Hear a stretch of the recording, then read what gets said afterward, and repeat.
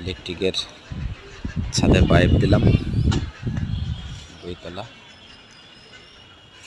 এই কাজগুলো আপনাদেরকে একটু দেখানোর জন্য একটু ভিডিও করলাম, কিভাবে ইলেকট্রিকের ছাদে পাইপ দিতে হয় সেটাই আপনাদের দেখাবো। পুরো ভিডিওটা দেখুন ছাদে কিভাবে পাইপ দিতে হয়।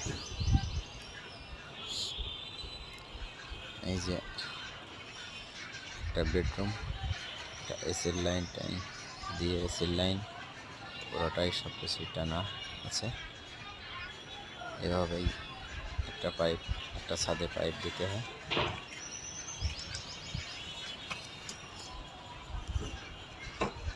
সবাই একটু ভিডিওটা দেখো কিভাবে। এখানে 2 তলা বিল্ডিংয়ের ছাদে পাইপ দেওয়া হলো। ছাদে পাইপ দেওয়ার পর আমাদেরকে সবাই একটা ভিডিও করে দেখাচ্ছি। এভাবেই 2 তলার ছাদে পাইপ দিতে হয়। এটা যে বক্সগুলো দেখতে পাচ্ছ, বড় বক্সগুলো, ওটা স্পট লাইট সেটিং দেওয়া হবে ওখানে। এটা হলো মেন লাইনের 2 তলা 3 তলা 4 তলার পাইপ ওখানে দেওয়া আছে।